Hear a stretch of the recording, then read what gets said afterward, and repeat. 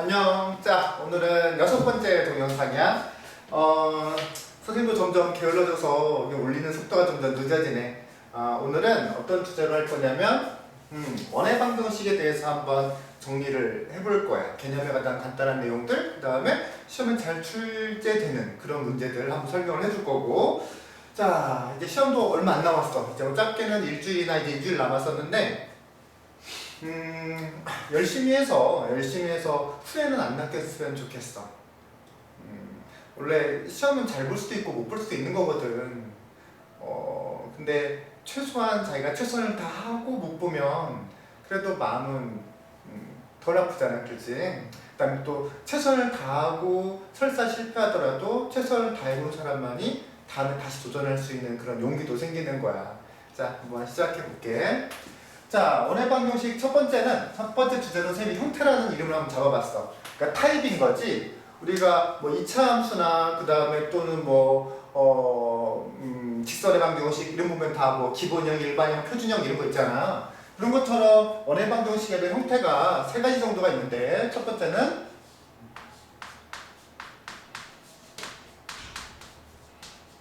이렇게 생겨있는 원의 방정식의 형태를 우리는 뭐라 부르냐면 기본형이라고 불러. 그 다음에 완전 제곱식꼴로 예쁘게 묶어져 있는 형태.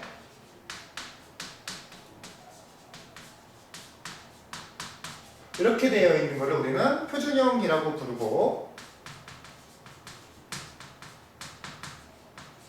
그 다음에 이것들을 다 전개해서 만들어지는 도형의 방정식의 꼴. 그러니까 이걸 다 전개하게 되면 x도 2차, y도 2차, 그 다음에 전개하면 x는 x 1창의 개수는 숫자로 나오잖아. 그래서 x 앞의 개수는 a라고 잡아주고 y 앞의 개수는 라지 p라고 써주고, 그 다음에 막 계산하면 찌끄러기 상수항 하나 생기겠지.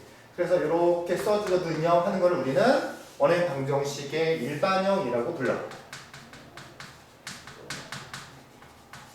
자, 근데 이 형태에 대해서 선생님이 말하고 싶은 건 뭐냐면 우리가 보통 개념이라고 말하는 게 있잖아. 가끔 학생들을, 우리 친구들을 가르치다 보면, 자, 이게 이런 식을 보고, 야, 얘들아, 이게 왜 원의 방정식이야? 이 식이 왜 원이야? 라고 물어보면 의외로 대답 못하는 친구들이 굉장히 많더라고. 자, 선생님 생각에는 이 자체를 그냥 이렇게 생긴 거, x제곱 앞의 개수가 1이고 y제곱 앞의 개수가 1인 거를 우리는 원의 방정식이다 라고 외우는 것보다는 이 자체의 어떤 그 모습을 기억하는 게 좋을 거, 뭐라 그럴까? 이 자체, 이 식이 의미하는 바를 이해하는 것이 더 좋을 것 같아. 자, 봐봐. 선생님 눈에는 이런 식들이 어떻게 보이냐면 여기에 그 루트가 있는 것처럼 보여. 루트가 이렇게. 그럼 이렇게 루트가 있는 거 보면 오른쪽은 r이 양수라고 생각을 하게 되면 여기 우변은 그냥 r이 되는 거고, 왼쪽에 있는 이 식, 루트 x제곱 더하기 y제곱은 선생님 눈에는 뭘로 보이냐면 점과 점을 연결하는, 즉 두 점 사이의 거리 공식으로 보인다는 거지.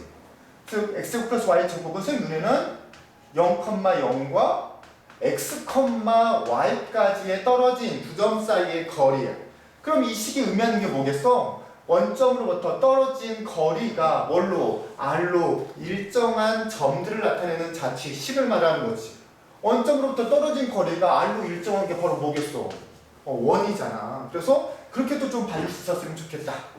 그럼 아래쪽에 있는 이 표준형도 마찬가지겠지? 선생님 눈에는 이게 루트가 딱 쳐져 있는 것처럼 보인다는 거야. 자, 이제 좀 익숙해졌으려나? 그 왼쪽에 있는 이 식은 이제 더 잘 보이지? 이 왼쪽에 있는 이 식이 두 점을 연결한 두 점 사이의 거리를 의미한다는 게 금방 눈에 들어올 거거든. 당연히 왼쪽에 있는 게 뭐겠어? 어느 점을 연결한. 그렇죠? 쉽게 보이지? a, 뭐와 a, b와 x, y를 연결한 두 점 사이의 거리가 뭐로? 그렇죠. r인 점을 말하는 거야. 즉 a, b로부터 떨어진 거리가 뭘로? 그렇지. r로 일정한 점들의 자취가 바로 이 원의 방정식의 표준형인 거지. 뭔지 알겠죠? 그 다음에 이제 일반형. 일반형은 어떤 의미를 갖는 거냐? 자, 우리가 어떤 이 원의 방정식을 하나로 만들기 위해서, 하나로 결정하기 위해서 과연 점이 몇 개나 있어야 되는지 한번 생각을 해볼 거야. 여기 x, y를 제외하고 미지수가 몇 개 있냐면 그렇지 3개 있지 그지? a도 있고 b도 있고 c도 있잖아. 미지수가 3개인 연립방정식을 풀려면 대입할 점이 몇 개 있어야겠어? 당연히 3개 있어야겠지 그지? 미지수의 개수랑 점의 개수가 똑같아야 연립방정식의 해가 하나로 결정이 되어지잖아. 그러면 이 일반형이 수학적으로 갖는 의미는 도대체 뭐냐? 하나의 원을 만들려면 최소한 점이 몇 개 필요하다? 이제 3개 필요하다라는 거야. 즉, 이 두 점을 지나는 원은 무수히 많지. 가장 작은 원은 이걸 지름 양끝으로 하는 원이고 아래쪽으로 더 크게 또 반대쪽으로 이렇게 만들어낼 수가 있잖아. 즉, 한 점을 지나는 원은 무수히 많다. 하지만 점 3개를 지나는 이 점 3개를 지나는 원은 하나밖에 존재하지 않더라라는 거야. 그게 이제 일반형이 갖는 의미인 거고. 자, 그러면 이쪽 형태에서 시험에 그나마 잘 나오는 유형은 어떤 거냐? 보통 원의 결정 조건이라고도 하고 원이 존재하기 위한 조건이라고도 하는데 어떤 일반형의 식을 던져주는 거야. 일반형 식을 던져줘 놓고 이 녀석이 원이 되기 위한 무슨 값의 범위를 구하시오라는 게 잘 나와. 그러면 즉흥적으로 한번 문제를 만들어 볼게. 어떤 게 있을까? x제곱 더하기 y제곱 플러스 kx 플러스 2y 플러스 4k 마이너스 1은 0이라고 하는 이렇게 생긴 원의 방정식의 일반형의 꼴을 던져주고 자 문제 이 도형이 원이 되기 위한 k값의 값 또는 k값의 범위를 구하세요 라는 문제가 한 30에서 50%의 확률로 학교 시험에 출제될 수 있다는 거지. 만약에 부동식의 영역에 빠지는 학교가 있다고 한다면 더 시험에 아마 나올 확률이 매우 높을 거야. 자 그럼 이걸 어떻게 하느냐? 그렇지. 먼저 일반형으로 된 것들을 표준형으로 바꿔줘야 된다는 거지. 왼쪽에 아까 말했지 이 식이 의미하는 것들이 뭐라는 걸 왼쪽이 의미하는 게 뭐라고 했어. 결국 원의 방정식에서 왼쪽이 의미하는 거는 두 점 사이의 거리를 의미한다라고 했잖아. 그러면 이 오른쪽에 있는 값이 그 거리를 의미하는 숫자가 돼야 될 거 아니야. 즉 원이 되기 위해서는 이 일반형으로 표현되어 있는 거를 표준형으로 바꾸었을 때 오른쪽 즉 반지름의 제곱에 해당되는 이 부분의 값이 항상 0보다 커야 이게 원을 의미한다라는 거야. 자 그래서 이 녀석을 표준형으로 이렇게 바꿔보면 계산하는 과정을 생략할게요. 친구들이 이 영상 보면서 잠시 멈춤 버튼 눌러놓고 한번 열심히 계산해봐. 먼저 이것들을 어떻게 그렇지 암산하면서 대충 해볼 거야. 이런 식으로 아마 완전히 혹시 묶일 거고 여기는 2y 플러스 여기까지 이렇게 묶일 거고 나머지 다 이쪽으로 이항을 해. 이쪽으로 선생님 귀찮아서 계산을 안 하는 거야. 계산이 우리 친구들이 나무 이렇게 표준으로 만들고 안전제곱식꼴로 만들고 나머지는 다 우측으로 이항을 했을 때 이쪽에 있는 값이 의미하는 게 뭐냐면 반지름의 제곱을 의미한다고 했었잖아요. 그렇지? 이쪽에 있는 값이 0보다 뭐하다? 크다라고 식을 세워주면 이제 문제를 풀 수 있는 것들이 시험에 종종 출제가 돼요. 자 이렇게 해서 선생님하고 원의 방정식에서 알아야 될 첫 번째 파트 원의 방정식의 표현 방법, 형태에 대해서 3가지 한번 알아봤어. 자, 두 번째 위치관계라고 선생님이 이걸 적어봤는데 위치관계는 뭘 설명하려고 그러는 거냐면 원과 직선 사이 위치관계를 우리가 어떻게 해석할 수 있느냐를 한번 보려고. 자, 원하고 직선의 위치관계를 한번 보게 되면 원하고 직선하고는 이렇게 안 만날 수도 있고 그 다음에 이렇게 한 점에서 만날 수도 있고 그 다음에 두 점에서도 만날 수가 있겠지, 그지? 이렇게 한 점에서 만나는 거를 우리는 접한다라고 하는 거야. 접한다. 한 점에서 만난다는 말하고 접한다라는 말하고는 조금 다른 의미야. 가끔 이거 헷갈리는 친구도 있는데 잠시 시간을 내서 설명을 해주면 자, 어떤 도형이랑 이 선분이 이렇게 한 점에서 만나. 이건 한 점에서 만난다고 하지 접한다고 하진 않아. 접한다고 말을 하면 접자가 붙을 접자거든. 즉 다가와서 처음으로 한 점 만나는 붙어있는 상태를 접한다고 하는데 어떤 의미가 있는 거냐면 자, 선생님 이쪽 방에서 이렇게 볼게요. 이쪽 방향에서 원이 이 직선보다 더 위에 있잖아. 이렇게 쳐다보면 원이 더 위에 있다가 직선이랑 만났다가 다시 원이 더 위에 있는, 즉 한 도형과 다른 두 도형이 한 점에서 만나는데 위아래 관계가 바뀌지 않는 상태에서 이렇게 만나는 걸 우리는 접한다. 위아래 상태가 이렇게 이쪽은 원이 바깥에 있다가 이쪽에는 직선이 바깥에 있잖아. 이런 거 그냥 한 점에서 만난다라고 하는 거야. 이게 그러면 막 겁나 중요하냐? 그건 아닌데 그래도 상식이니까 서로 같은 용어를 같은 언어의 의미를 써야 단어의 의미를 써야 훨씬 이해도가 높아가는 거거든. 자, 그래서 접한다라는 건 그런 의미입니다. 자, 그렇다면 원과 직선의 위치 관계를 우리가 식으로 어떻게 해석할 거냐라는 거죠. 어떻게? 방법은 두 개.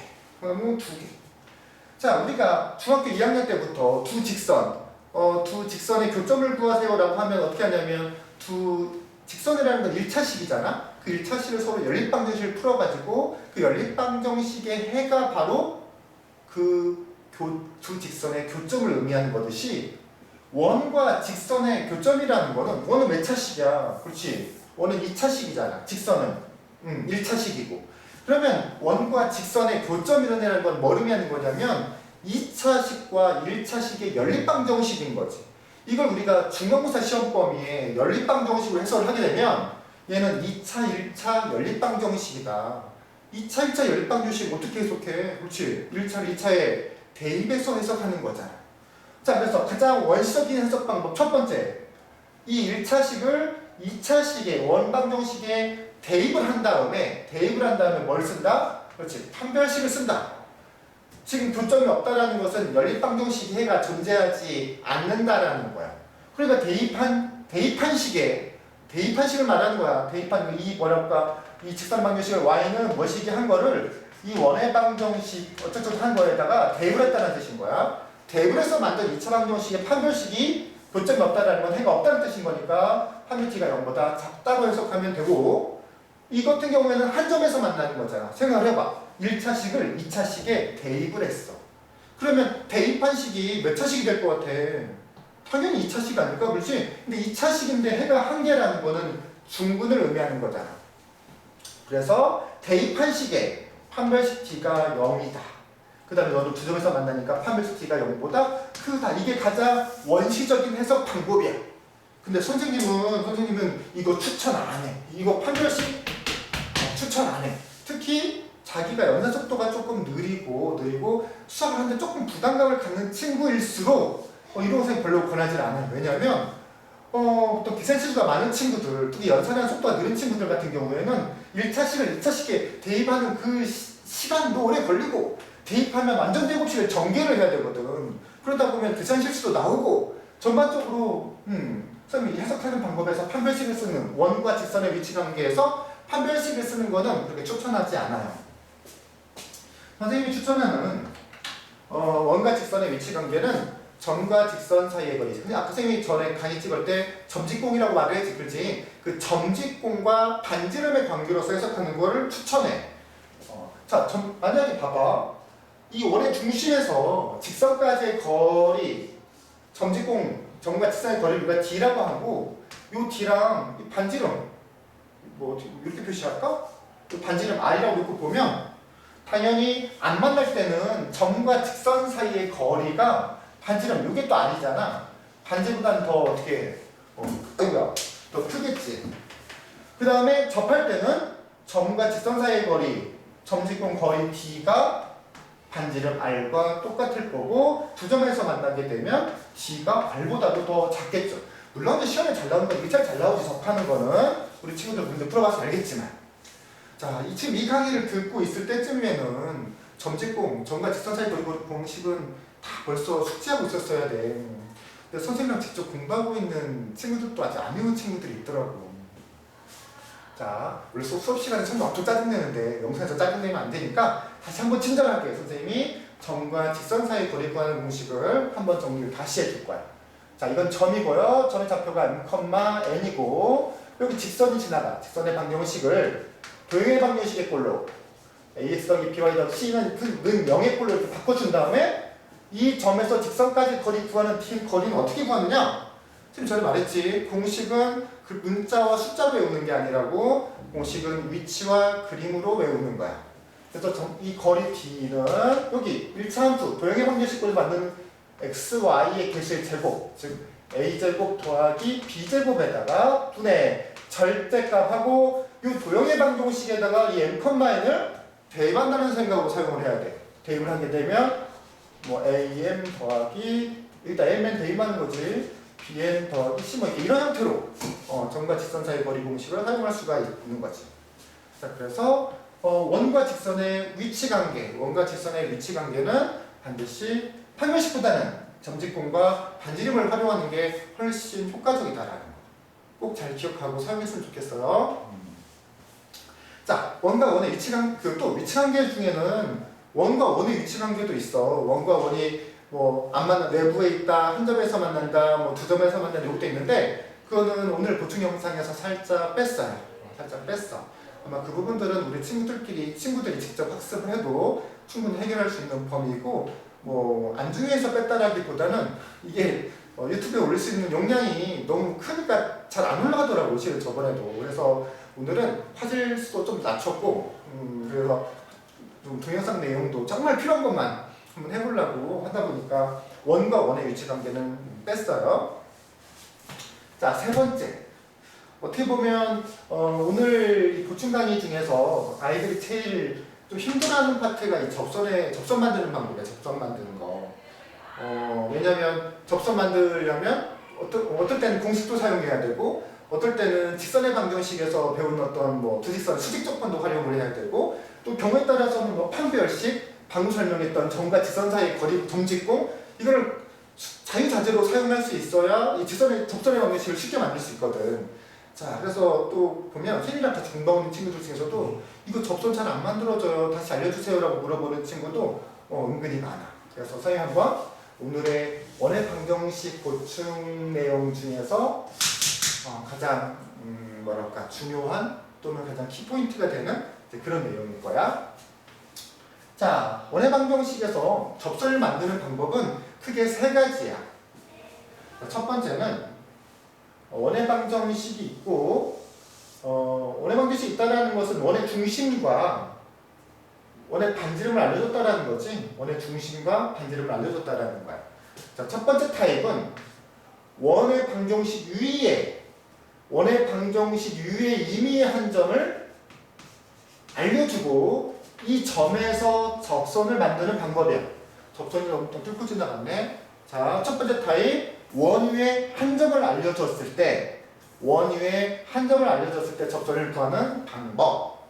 두 번째는 뭐냐면 원이 있고 원의 중심이랑 반지름을 알려줬겠지. 그러니까 첫 번째 타입은 원 위에 한 점을 알려줬을 때 원의 접선의 방식을 구하는 방법이고 두 번째는 접점이 아니라 뭘 알려줬냐면 기울기를 알려줬을 때야. 자, 즉 그러니까 첫 번째는 접점을 알려줬다. 두 번째는 기울기를 알려줬을 때야. 뭐 기울기를 M이라고 하자. 그 다음에 세 번째 타입. 이제 학생들이 제일 싫어하는, 친구들이 제일 싫어하는 타입인데, 자, 원을 알려주고, 그 다음에 원 밖에 한 점. 원 밖에 한 점을 뭐 A, B라고, 이 원 밖에 한 점을 알려주고, 이 밖에 한 점에서 원에다 긋는 접선. 당연히 접선, 여기서 밖에 있는 점에서 접선 그리려면 이쪽으로 하나 그을 수 있고, 위쪽으로 하나 그을 수 있고 그러잖아. 즉, 밖에 한 점, 어떻게 써야 돼? 이걸 박점이라고 할까? 밖에 점을 알려줬을 때 접선의 권을 구하는 방법이야. 여기 기울기로 알려줄 때도 마찬가지겠지. 만약에 기울기가 3이다. 그러면 이 원에 접하는 접선 중에서 기울기 3인 거는 이쪽에도 있고 이쪽 평행한 왼쪽에도 있을 거 아니야? 이렇게. 자, 이 세 가지로 분류를 구분을 해가지고 선생님이 어떻게 해석을 하는지 한번 설명을 해볼게. 잘 들어보고 최소한 기출문제 우리가 지금 벌써 시험 보고 있잖아. 기출문제를 풀어본 친구는 알겠지만 점식공이랑 이 원의 접선의 방정식을 해석을 하지 못하면 최소한 3문제, 최대한 5문제까지 손을 못 대는 경우도 생겨. 그러니까 정말 잘 익혀놔야 돼. 정말 잘. 그리고 이과로 지나가는 친구들은 또 다른 단원에서 또 자꾸 이 원의 방정식의 유사한 도형은 바뀌지만 개념적으로 매우 유사한 단어들이 계속 나오게 되니까 더 중요하게 잘 익혀놔야 돼. 첫 번째, 접점을 알려줬을 때 우리가 접선도 직선이고 직선의 방정식 1차 함수를 결정을 지으려면 일반적으로 기울기랑 한 점만 알려주면 되잖아. 그렇지? 예를 들어볼까? 뭐 기울기가 3이고 4,5를 지나는 직선의 방정식을 만드세요 라고 하면 우리가 그냥 y는 기울기 3이니까 3하고 가로 열고 x-4 가로 닫고 5 이렇게 해서 바로 직선의 방정식을 만들잖아. 그렇지? 그러니까 접선의 방정식을 만들려면 뭐 항상 뭐가 필요하다? 기울기와 점 하나가 필요하다. 또는 점 2개가 필요하다라는 거지. 자, 첫 번째, 이 노란 접선의 방정식을 구하는데 이미 뭐는 하나 알고 있냐면 접점을 하나 알고 있어. 접점을 알고 있으니까 우리는 이걸 만들기 위해서 뭐만 알면 되냐면 점 하나를 알고 있으니까 이제 뭐만 기울기만 알고 있으면 되잖아. 기울기. 자, 근데 기울기 어떻게 구하냐? 만약에 이 원의 중심을 예를 들어서 뭐라고 할까? 1,6이라고 해볼까? 반지름 3이라고 해보고 자, 그러면 이 접선의 기울기는 반지름과 접선은 항상 수직하잖아. 반지름과 접선은. 그러면 이 A, B와 1,2 두 점의 기울기는 x의 증가량분의 y의 증가량을 이용해가지고 기울기를 계산할 수 있지. 그 다음에 이 접선은 얘랑 수직하니까 이 하얀 선의 기울기와 곱하면 -1이 되는 값이 이 노랭이 접선의 기울기가 될 거다라는 거야. 뭐 완전 예를 들어볼까? 여기 중심 1,2고 여기가 뭐 4,3이라고 치자 이거지. 4,3. 그러면 x의 증가량 3, y의 증가량 2니까 이 녀석의 기울기는 3분의 1일 거 아니야? 그러면 이 접선, 얘랑 수직하는 이 접선의 기울기는 곱해서 마일돼야 되니까 기울기가 얼마겠어? 이게 3분의 1이니까 이 녀석은 그렇지 마3이겠지. 그렇지? 그래서 이 녀석의 기울기는 마3이야. 기울기는 마3이고 4,3을 지나니까 이렇게 하면 접선의 방정식이 한 방에 만들어지는 거지. 뭔 말인지 이해되죠? 꼭 할 줄 알아야 돼. 자, 원위의 한 점, 접점을 줬을 때 접선의 방정식은 어떻게 만드냐? 접점을 알고 있으니까 우리 뭐만 알면 된다? 기울기만 알면 된다. 기울기만. 기울기는 어떻게 구하느냐? 이 원의 중심과 이 접점까지로 기울기를 계산해서 곱해서 -1 되는 값이 바로 이 접선의 기울기가 될 거다라는 거야. 이해됐지? 물론 이제 교과과정에 교과서나 또 어떤 우리가 잘 보고 있는 문제집들 보면 이 기본형이나 표준에서 쓸 수 있는 공식도 물론 나와. 공식 사용해도 암기해서 물론 사용해도 좋아. 하지만 기본 원리는 이런 거다. 특히 이 접점을 알려주는 경우에 접선의 방정식은 뭐 공식을 사용하나 아니면 이거 사용하나 뭐 정말 밀리초 차이가 나지 않아. 자, 첫 번째 접점을 알려줬을 때 접선의 방정식을 구하는 방법을 설명해봤어. 자, 두 번째 이번에는 기울기를 알려줬을 때야. 기울기를. 자, 기울기가 m이라고 했으니까 당연히 이 접선의 방정식은 뭐로 시작할 거냐면 y는 mx로 시작하겠지. 기울기가 m이니까. 더하기 뒤에 뭐만 알면 되냐면 y절편만 알면 되는데 y절편 모르니까 여기다가 b랑 놓자. 자, 우리 기울기 이건 이미 알고 있는가 아니야? 알고 있는가? 그럼 이제 뭐만 구하면 돼? b만 구하면 되잖아. b만. 근데 아까 여기 위치다 두 번째 설명한 거 원과 직선의 위치 관계에서 접한다를 해석하는 직선과 원이 접한다를 해석하는 방법은 두 가지다라고 했지. 첫 번째, 1차 직선을 원의 방정식에 대입해서 중근을 가지니까 판별식 t가 얼마다 0이다라고도 해석할 수 있고 그 다음에 더 추천하는 선생님이 강추하는 방법은 원의 중심에서 직선까지 점직공이 반지름 r과 같다라고 식을 세우는 게 훨씬 더 좋은 방법이라고 했어. 그래서 선생님 여기서는 지금 여기서 이쪽 접선의 방정식 만들 때 해석할 때는 판별식보다는 점직공을 활용해 보려고 그럽니다.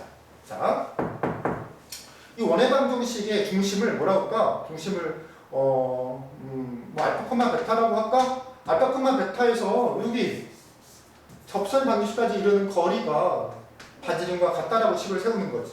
예를 들어볼게. 자, 자, 중심을 1,3, 그 다음에 기울기가 2, 그리고 반지름이 뭐 3인. 자, 이 빨간 접선의 방정식을 구하세요 라고 하면 이 접선의 방정식이 기울기가 2니까 뭐라고 점점 쓸 자리가 없어지네.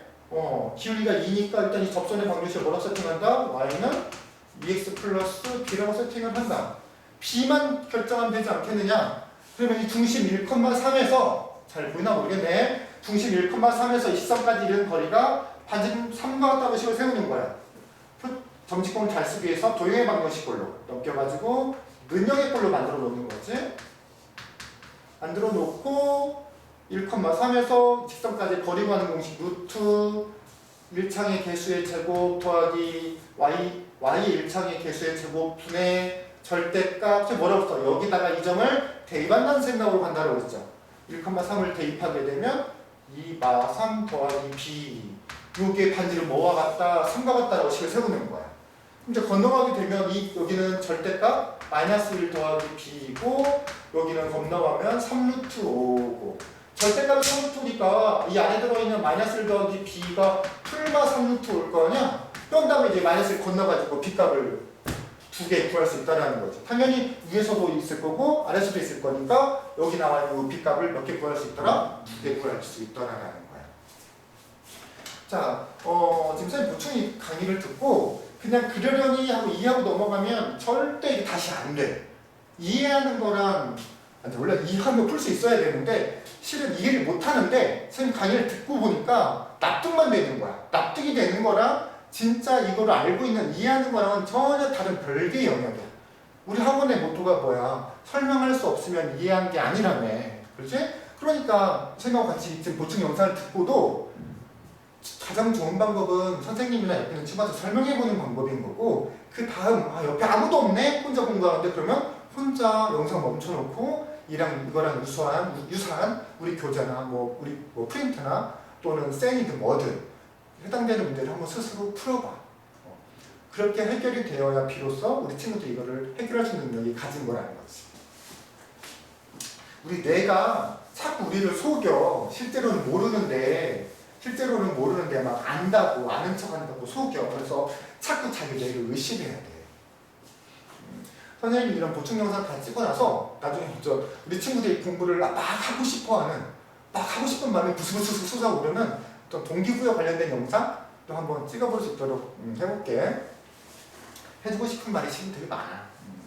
자, 그래서 두 번째 설명해줬네요. 기울기 알려줬을 때는 어떻게 접선의 방정식을 구하느냐? 다시 정리를 해보면 기울기를 알려줬으니까 그걸 써먹어서 y는 mx 더하기 b라고 세팅을 한다. 이 b만 구하면 되는데 이 b를 어떻게 구하느냐? 원의 중심에서 직선까지 이르는 거리, 점직공이 이 원의 반지름과 같다라고 식을 세워서 b를 구한다라는 거예요. 자, 세 번째. 원 밖에 한 점을 줬을 때는 어떻게 접선의 방정식을 구하느냐? 다시 한번 강조를 하지만 직선의 방정식, 접선의 방정식을 구하기 위해서는 기울기 하나랑 점 하나가 필요하더라. 별게 없어. 선생님 세 개의 패턴으로 나눠놓긴 했지만 실은 다 똑같은 말만 계속 반복하고 있는 거라고. 자, 이번엔 점을 알려준 거지 않느냐? 점을 알려줬으니까 이제 뭐만 알아맞히면 된다? 그렇지. 기울기만 알아맞히면 되는 거 아니야? 그래서 이번에는 기울기를 미지수로 놓고 A, B를 지나는 직선의 방정식을 이렇게 세팅하는 거야. 선생님이 직선의 방정식 보충할 때도 말했지만 아까 이런 거 그러니까 기울기가 3이고 4,5를 지나는 직선의 방정식을 만들 때 아직도 애기들처럼 중딩들처럼 y는 3x 플러스 b라고 놓고 이 점을 대입해가지고 b를 찾는 습관을 갖고 있는 친구들이 있으면 이런 거 할 때 되게 어려움을 겪는다고. 특히 이런 점이 문자로 돼 있을 경우에는 해석하기가 너무 힘들어. 우리가 중학교 때 배웠는데 고등학교 때 새로운 걸 알려준다라는 거는 그 새로운 거를 알므로써 훨씬 더 편리함이 있다라는 거거든. 또 이 새로운 식을 이해할 만큼 우리의 머리가 커졌다는 뜻도 돼. 그러니까 써먹어야지.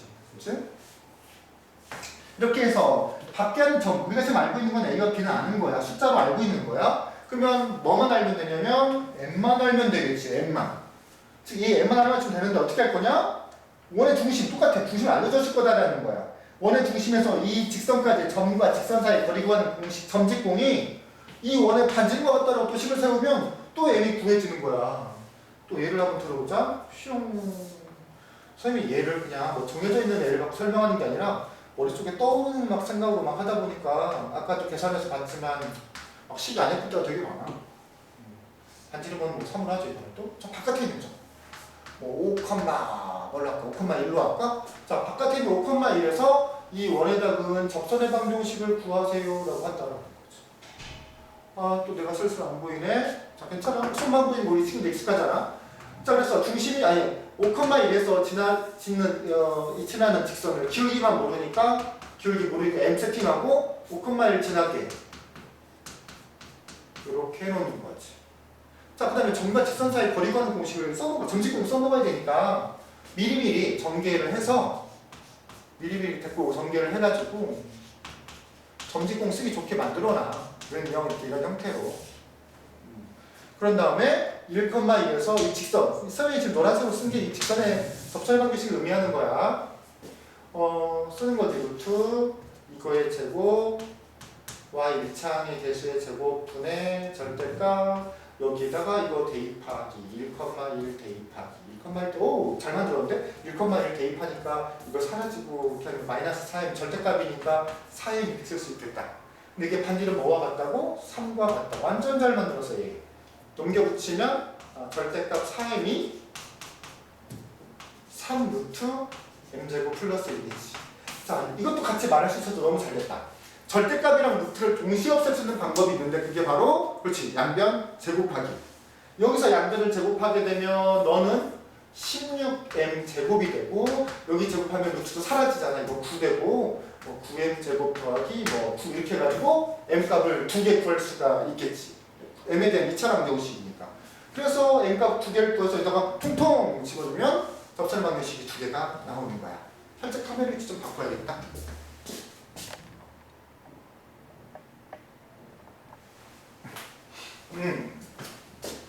자, 선생님하고 원의 방정식 단에서 나오는 접선의 방정식 구하는 방법 세 가지 패턴을 머릿속에 넣어놔야 문제 풀 때 당황하지 않아. 자, 첫 번째 접점을 알려줬을 때, 두 번째 기울기를 알려줬을 때, 세 번째 밖의점을 알려줬을 때. 자, 접점을 알려줬을 때를 제외하고 기울기와 밖의점에서 접선의 방정식을 만들 때 가장 중요한 개념은 역시 점직공이다. 점직공과 여기서 설명했다.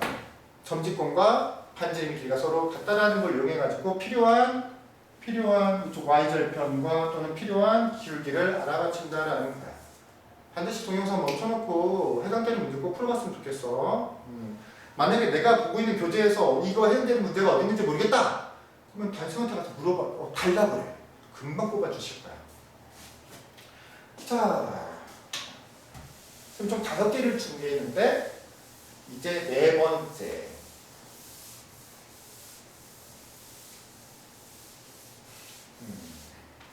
아마 원의 방정식에서 이번 시험에 나오는 총 문제수 점수 합치면 20점에서 3점 차이는 나오겠지, 그렇지? 서술형에서도 한두 문제는 걸릴 거고 매우 중요합니다. 매우 중요해요. 자, 형과 접선의 길이 구한다고 써놨는데 어떻게 구하는 거냐면 간단한 개념 설명을 해볼 거야. 자, 원이 있고 여기 직선이 하나 지나가는 거야. 근데 여기서 현이라는 거는 이게 현이잖아. 파랗게 쓴 이거.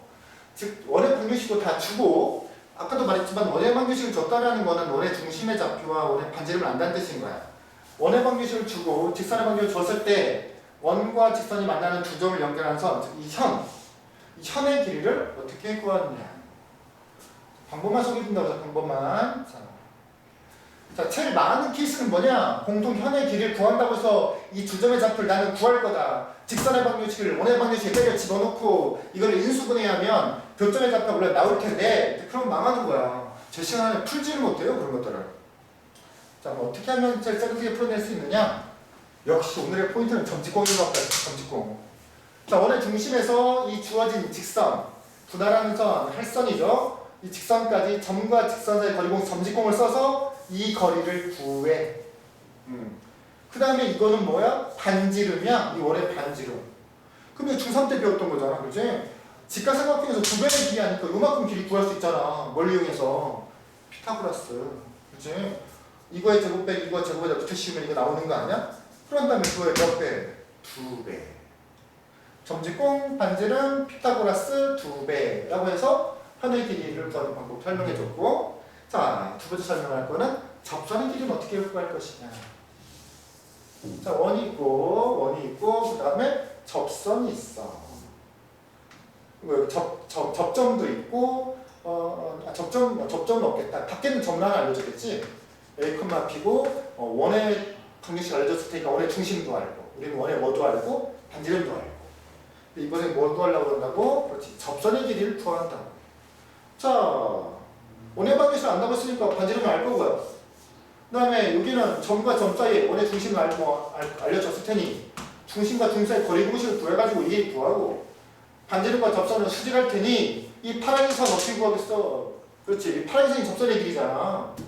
당연히 점과 점 사이의 거리, 반지름, 피타고라스로 파란선, 즉 접선의 길이를 구하면 돼요.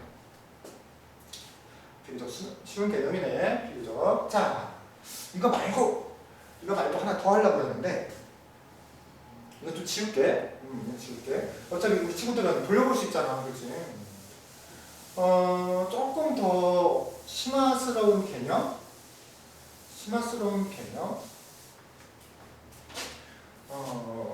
자, 저번에 아마 선생님이 직선의 방정식이나 그쪽에서도 설명을 해줬던 것 같아. 저 뒤에 또 나온다고 해서.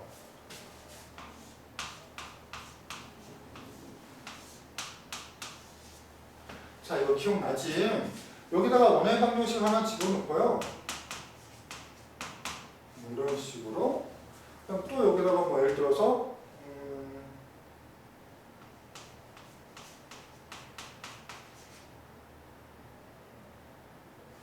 숫자가 큰가? 뭐 1로 할까?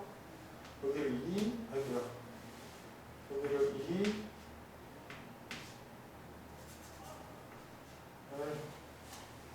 다시 짜겠다.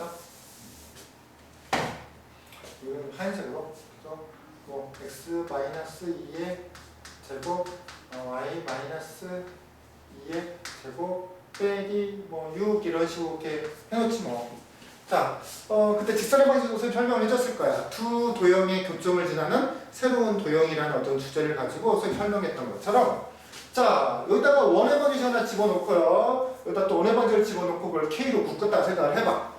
자, 이걸 다 전개하면 x제곱도 2차, 그러니까 x도 2차, y도 2차가 나오니까 이걸 전개했을 때 만들어지는 이 도형은 원의 방정식이야. 근데 K값에 상관없이 항상 지나는 점이라고 생각을 해가지고 점점 찾는 것처럼 는영을 해야 이게 만족하니까 K값에 관계없이 이렇게 능력하는 순간 이게 원, 너도 0, 원.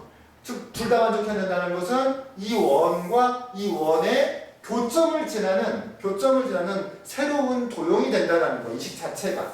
되게 중요한 개념이라고 전에 말했었지, 그렇지? 근데 오늘 여기서 내가 현 파트에서 설명해 주려는 건 뭐냐면 이 식 자체가 두 원의 교점을 지나는 새로운 도형이라고 말을 했는데 만약에 여기는 이 K가 -1이라면 그게 뭘 의미하냐라는 거야. 자, 봐봐. 여기가 -1이면 여기도 x제곱이 있고 여기도 x제곱인데 이게 앞에 마이너스가 있으면 더하면 당연히 어떻게 되겠어? 사라질 거 아니야. 같은 위치로 x제곱도 사라지고 여기는 y제곱도 k가 -1이면 얘랑 만나서 사라져. 즉 여기는 k가 -1이면 이 식은 x, y가 2차씩 다 날아가니까 x, y에 대한 몇 차씩? 그렇지. 1차씩 된다는 거지. 즉 직선이 되는 거야. 아까 선생님이 이게 모르면 한다고 했어. 두 원의 교점을 지나는 새로운 도형이라고 했는데 그 도형이 직선이라는 거는 그림을 그려보면 두 원이 이렇게 만나면 두 원의 교점을 지나는 새로운 도형이 직선이라는 거는 바로 이걸 말하는 거 아니야? 이걸. 그렇겠지. 즉 K가 -1이면 이 전체가 의미하는 게 바로 뭐냐? 공통 현의 방정식을 의미하게 되는 거야. 공통 현의 방정식. 자, 매우 중요해요. 그리고 또 K가 -1이라는 건 뭘 의미하는 거냐면 두 원의 방정식을 그냥 변변 뺀다는 거하고 똑같아. 그럼 실전에 어떻게 쓸 수 있느냐?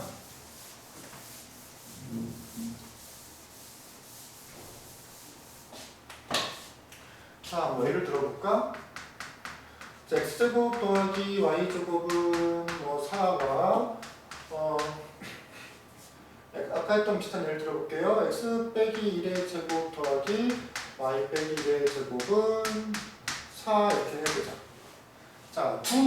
두 원이 이렇게 있는데 두 원의 공통현의 길이를 구하세요라고 하면 자 선생님이 그림 대충 그릴 거야 대충 이런 식으로 두 원의 교점이 생길 거고 공통현이라고 하는 거는 이게 공통현이지 이거의 길이를 구할 거야 이 원의 중심은 0,0일 거고 이 원의 중심은 1,1이겠죠 자 공통현의 길이를 이 길이 어떻게 구하냐 아까 선생님이 지우기 전에 공통현의 길이를 구하는 기본 원리가 뭐라고 그랬어 한쪽 원의 중심에서 공통현까지 점직공 길이 구하고 반지름 가지고 피타고라스로 길이 구하고 두 배 때리는 거라고 했잖아.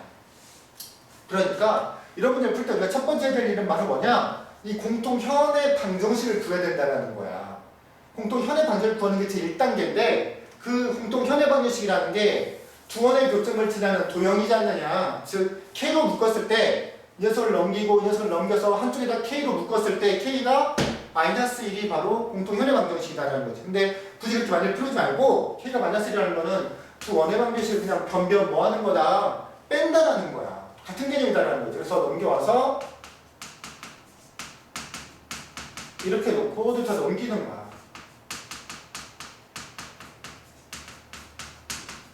이렇게 놓고 두 개 그냥 뭐 한다고? 변변 뺀다고.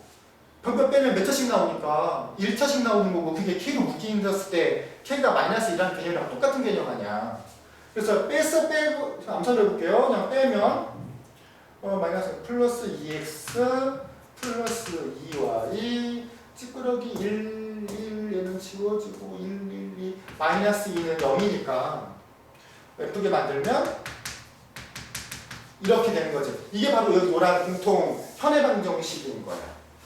자, 그럼 공통 현의 방정식 알았으니까 이게 둘 중에 아무 데나 괜찮아. 0,0이 편하겠다. 0,0에서 여기 직선까지 거리를 구하는 공식 점직공. 오늘 겁나 강조했던 점직공으로 길이 구하고 이쪽 원의 반지름 2 점직공 반지름 피타고라스로 길이 구한 다음에 2배 때려주면 되겠다. 오케이? 이해되지?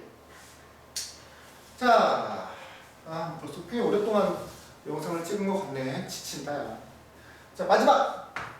이걸 할까 말까 되게 많이 망설였어.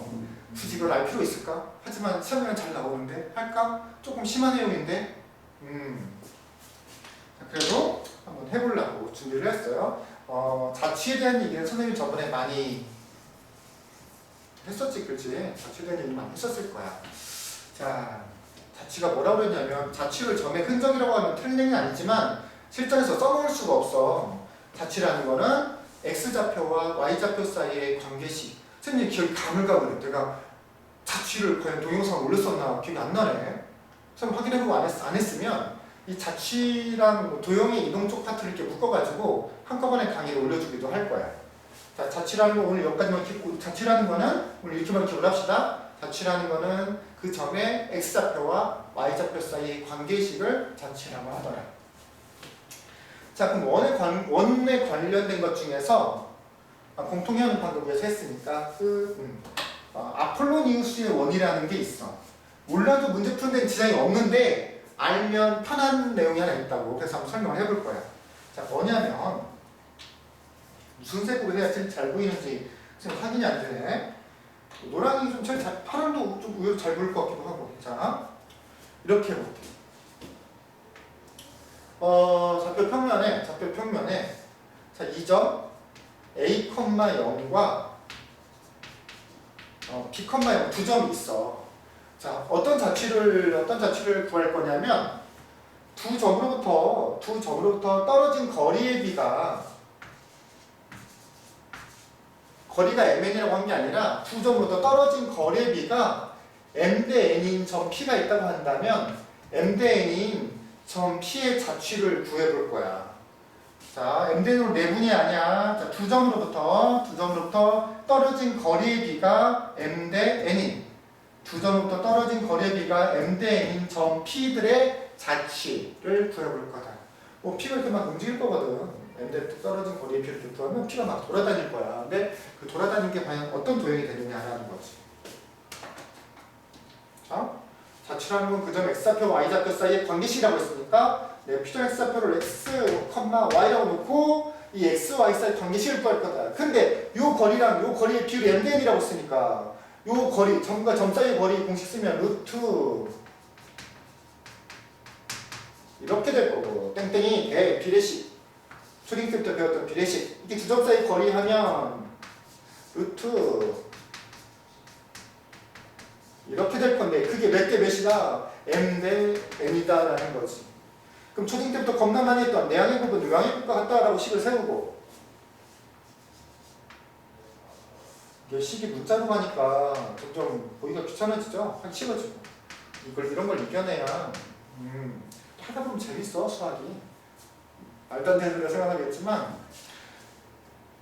수학이라는 게 인간만이 누릴 수 있는 최고의 오락이거든. 그래 이런 얘기는 나중에 하자. 그 다음에 또 이렇게 하면 n하고 루트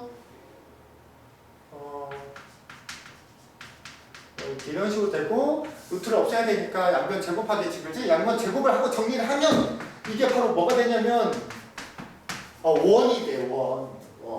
열심히 계산하면 원이 된다는 거야. 이거 다 니들이 해봐야겠지. 근데 이게 어떤 원이 되느냐 해놓고 보니까 즉 두 점부터 떨어진 거리의 비가 m 대 n으로 일정한 점들의 자취를 구해보면 원이 되는데 어떤 원이 되느냐 해놓고 봤더니 a와 b를 m 대 n으로 내분하는 점과 m 대 n으로 내분하는 점과 a와 b를 m 대 n으로 너무 글자가 겹쳐지네.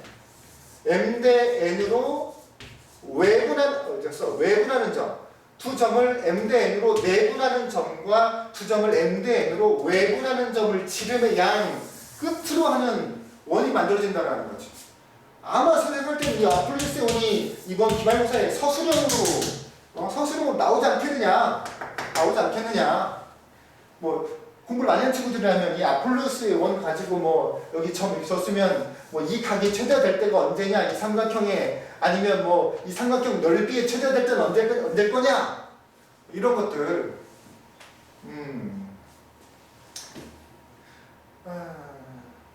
그 얘기 좀 해봐야겠다. 어쨌든 자 그래서 다 정리할 거야. 자 원의 방정식에서 설명해 줄 수 있는 자취 파트는 아폴로니우스의 원이라는 게 있다. 근데 이 아폴로니우스의 원이라는 게 뭐냐? 두 점으로부터 떨어진 거리비가 일정한 두 점으로 떨어진 거리비가 그래서 m 대 n으로 일정한 점들의 자취를 구해보면 자취로 쭉 구해보면 이게 원이 되더라. 근데 결론부터 말을 하면 어떤 원이 되냐면 그 두 점으로부터 두 점을 m 대 n으로 내분하는 점과 m 대 n으로 외분하는 점을 지름의 양 끝으로 하는 원이 된다는 거야. 그래서 실전에서 우리가 이거 사용하게 된다면 객관식으로 사용하게 된다고 한다면 자취를 해석하지 말고 이 두 점을 m 대 n으로 내분하는 점과 m 대 n으로 외분하는 점을 얼른 구한 다음 외분점 공식을 이용해서 얼른 구한 다음 이게 지름의 양 끝이니까 두 개 중점 구하면 그게 원의 중심이고 그 원의 중심부터 이렇게 거리 구하면 이렇게 반지름이잖아. 원의 방정식을 금방 구할 수 있다는 거지. 자, 그럼 이게 왜 서술형이 왜 잘 나오냐? 이걸 끊어서 문제 내기가 되게 좋거든. 예를 들어서 가장 실전 잘 나오는 거. 너무 지저분한가? 가장 실전 잘 나오는 거 설명을 해줄 거야. 자, 그래서 자취를 구해봤더니 이게 원이 됐어. 아폴로니우스의 원이 됐어. 이게 뭐 아까 뭐 a,0이고 이게 b,0였는데 그래서 해봤더니 이 두 점으로부터 m 대 n으로 외분점을 지르면 원이 됐다 이거야. 근데 점 p가 여기 이렇게 막 움직이잖아. 여기 위를. 그랬을 때 이 삼각형 이렇게 세팅해놓고 자, 이 각이 최대가 될 때는 언제냐라고 물어볼 때가 1번, 서술형 1번. 서술형 큰 1번에 첫 번째 1-1. 그럼 막 P가 이렇게 움직이면 대부분 애들이 이 P가 꼭대기에 있을 때 각이 가장 크다고 생각할 때가 많거든. 근데 안 그래. 이 각을 이렇게 구해보면 툭툭툭툭 가서 접할 때가 각이 커지고 다시 꼭성 이렇게 가장 위쪽으로 가면 다시 각이 작아져. 그래서 서술형 1-1. 각이 가장 클 때는 언제다? 접할 때다. 중심은 접할 때니까 수직할 테니까 이거 길이를 이렇게 알면 이가 몇 도인지 알 수 있잖아. 그렇지? 이런 게 1-1로 잘 나오고. 그 다음에 두 번째, 그러니까 각의 최대가 될 때는 언제다? 접할 때다. 그럼 넓이, 막 P가 이렇게 돌아다니는데 이 삼각형의 넓이가 최대될 때는 언제냐? 이 길이 밑변의 길이가 고정되어 있으니까 넓이가 최대일 때는 P가 두두두두두두두 올라가서 중점 위에 있는 중점에서 수선반을 올렸을 때 생기는 요 꼭대기점에 있었을 때가 삼각형 넓이의 최대가 되지 않느냐. 즉 밑변의 길이를 밑변으로 아니면 이거를 밑변의 길이를 뭐 자꾸 말이 꼬이니 요 길이를 밑변으로 반지름을 높이로 사용했을 때 넓이가 최대가 되더라. 이게 뭐 서술형 1-2번 이렇게 잘 나올 수 있다라는 거지.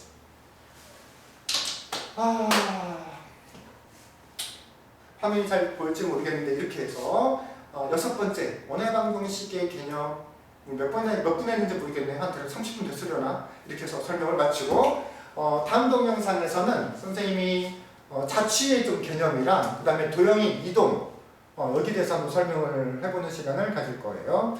자, 오늘도 수고했어.